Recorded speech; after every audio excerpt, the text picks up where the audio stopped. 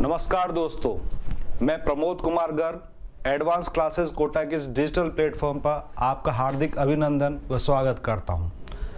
जैसा कि अभी अधीनस्थ बोर्ड द्वारा आईए का नोटिफिकेशन जारी हो गया है, उसके बारे में मैं आपको नोटिफिकेशन की समरी, नोटिफिकेशन टोटली कोई नहीं पढ़ता है, लेकिन मैं आपको समरी के माध्यम से आपको कुछ चीज़ें बताना चाह रहा हूँ। जैसे कि अधीनस्थ बोर्ड द्वारा कुल पदों की संख्या 2730 कुल पदों की संख्या रखी गई है, जहां नॉन टीएसपी में कुल पदों की संख्या 2415 है, वहीं टीएसपी पदों की संख्या 315 रखी गई है।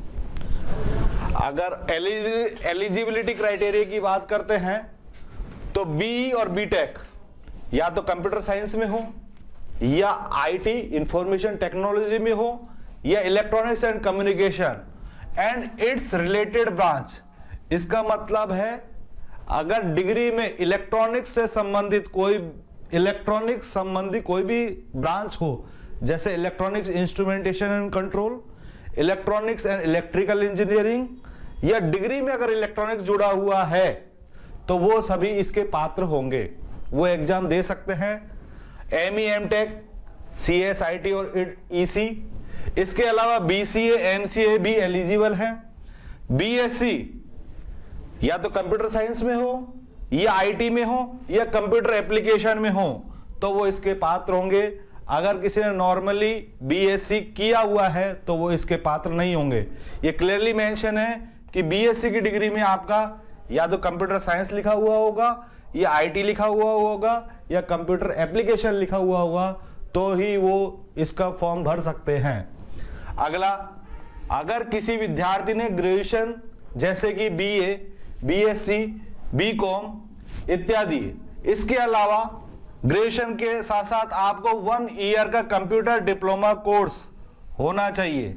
वो चाहे आपका पीजीडीसी हो, या ओ लेवल हो, या हायर लेवल, ए लेवल, बी लेवल, या कोपा हो, तो वो एलिजिबल होंगे। अगला, 3 साल का डिप्लोमा जो कि कंप्यूटर साइंस या आईटी या कंप्यूटर एप्लीकेशन में किया हुआ है, तो वो भी इसके पात्र होंगे। कंप्यूटर अनुदेशक में डिप्लोमा वालों को अलाउ नहीं किया गया था, तो सबसे बड़ी डिप्लोमा वालों के लिए खुशखबरी है कि वो आईए का फॉर्म भर सकते हैं और अपनी तैयारी चालू रख सकते हैं। जहां तक फॉर्म डेट की बात है, तो फॉर्म आपके 27 जनवरी से स्टार्ट होंगे, जो कि आप 25 फरवरी 2023 तक भर सकते हैं। लास्ट डेट का इंतजार किए बिना आप इस फॉर्म को पहले ही भर दें। अगर फॉर्म की फीस की बात की जाए तो जनरल और जो ओबीसी, जो क्रिमिनल कैटेगरी में आते हैं, उनकी फीस 450 रुपए रखी गई है, जबकि जो ओबीसी नॉन क्रिमिनल हो, या एमबीसी हो, या इकोनॉमिक वीकर सेक्शन हो, उनके लिए फीस 350 रुपए रखी गई है।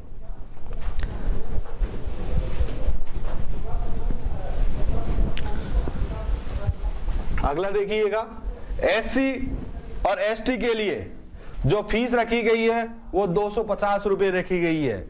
और ये आपके लिए इंपॉर्टेंट है नोट कि अगर किसी विद्यार्थी की फैमिली इनकम 2.5 लाख रुपए से कम है, 2.5 लाख रुपए से कम है, तो उनकी फीस 250 रुपए रहेगी। वो चाहे वो किसी भी कैटेगरी में हो, चाहे वो ईडब्ल्यूएस हो, चाहे वो एससी, एसटी, ओबीसी, कोई भी कैटेगरी हो, सभी विद्यार्थियों के लिए फीस कितनी रहेगी? 250 रुपए। नेक्स्ट देखते हैं, इसकी जो अधीनस्थ बोर्ड ने टेंटेटिव, ये आपकी डेट रहेगी टेंटेटिव जुलाई के महीने में, ये संभावित डेट बताई गई है। इससे पहले एग्जाम नहीं होगा, इसके बाद कभी भी एग्जाम हो सकता है, लेकिन ये जुलाई से पहले एग्जाम नहीं होगा। अगर एज फैक्टर की बात की जाए तो मिनिमम 21 साल इस डेट तक, 1/1/2024 तक विद्यार्थी 21 साल का हो जाना चाहिए। मैक्सिमम एज जो रखी गई है इसके लिए 40 साल, मतलब 31/12/2024 तक वो 40 साल का कंप्लीट नहीं होना चाहिए। वो 40 से कम है और 21 से ज्यादा है तो ही वो इसके पात्र होंगे। इसमें सर नोट आप ये देखिएगा, इसमें अपर एज में रिलैक्सेशन दिया गया है, वो भी कितने साल का? 3 साल का, क्योंकि सूचना सहायक की वैकेंसी नहीं आई थी तो गवर्नमेंट ने 3 साल का अपर एज में, अपर एज का मतलब है 40+3, इसका मतलब आप 43 ईयर्स तक, अगर इस डेट तक आप 43 ईयर से कम के रहते हैं तो आप इसके पात्र होंगे। इसके अलावा गवर्नमेंट जो एज रिलैक्सेशन देती आई है वो आप सभी को जानकारी है कि ओबीसी, ईडब्ल्यूएस वगैरह मेल के लिए 5 साल का रिलैक्सेशन रहेगा, वहीं एससी, एसटी वगैरह के लिए आपको 5 साल का, और वहीं अगर फीमेल कैंडिडेट कैटेगरी वाली है जैसे कि एससी, एसटी, ओबीसी, उनको 10 साल का रिलैक्सेशन दिया जाएगा। अगला अगर अपन एग्जाम पैटर्न की बात करते हैं तो देखिए इसमें क्या क्या पूछा गया है। रिटन टेस्ट होगा आपका, रिटन टेस्ट आपका कितने मार्क्स का होगा? 100 मार्क्स का। इसमें नंबर ऑफ क्वेश्चन मेंशन नहीं किए गए हैं। पिछली जो 2018 की वैकेंसी थी उसमें नंबर ऑफ क्वेश्चन की संख्या थी 150, उसमें करीब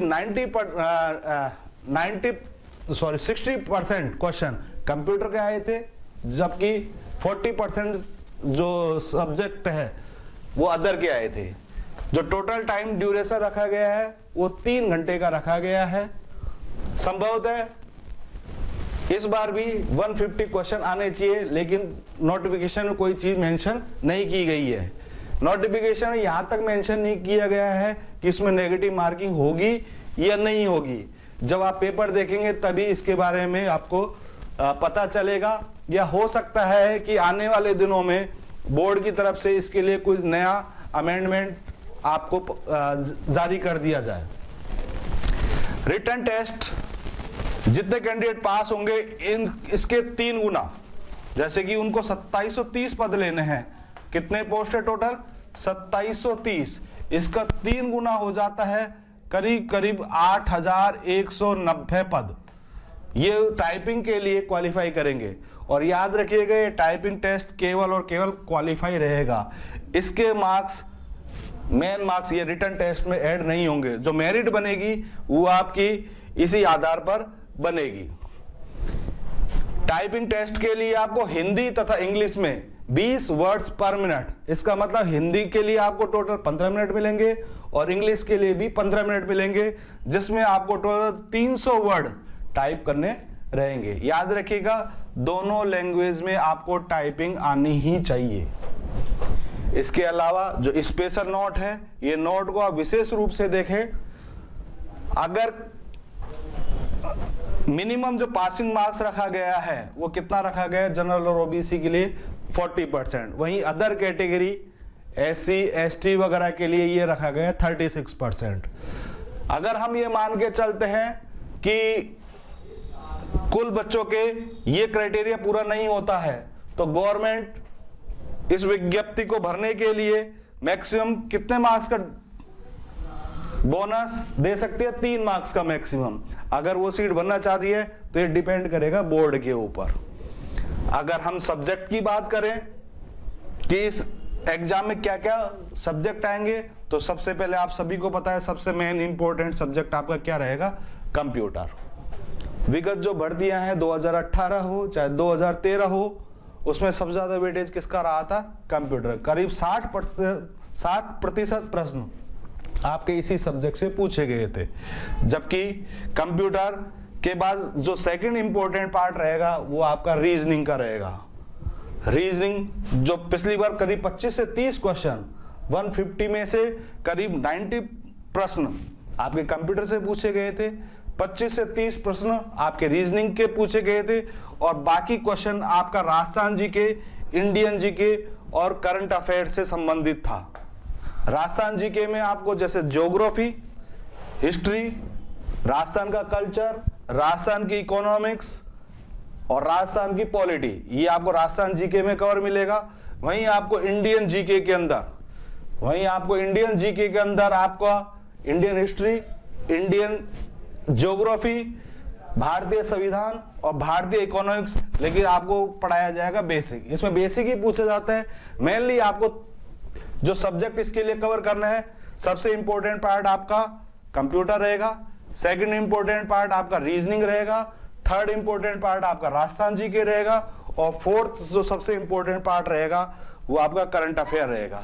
जैसे कि आप सभी को जानकारी है कि लास्ट ईयर 2018 की जो कट ऑफ गई थी वो 67 गई थी 100 में से, और बाकी SC ST के लिए 10 नंबर कम थे, OBC के लिए करीब 62 के आसपास गई थी।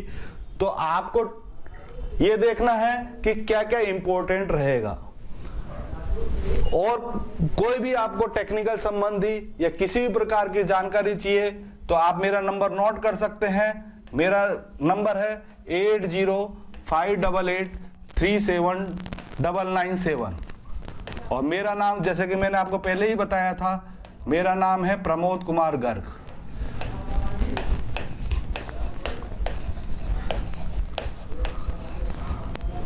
अगले सेशन में आपको कौन कौन सी फैकल्टी पढ़ाएगी, ऑफलाइन व ऑनलाइन बैच कब से स्टार्ट होगा, क्या हमारी स्ट्रेटजी रहेगी इस एग्जाम को फाइट करने के लिए, क्या क्या एक्स्ट्रा फैसिलिटी आपको दे दी जाएगी, उसके लिए हमने एक सेमिनार का आयोजन करेंगे जिसकी सूचना आपको दे दी जाएगी। आपको फिर भी अगर कोई भी जानकारी चाहिए तो आप इस नंबर पर या एडवांस क्लासेस के ऑफिस इस नंबर पर आप जानकारी प्राप्त कर सकते हैं। Thank you.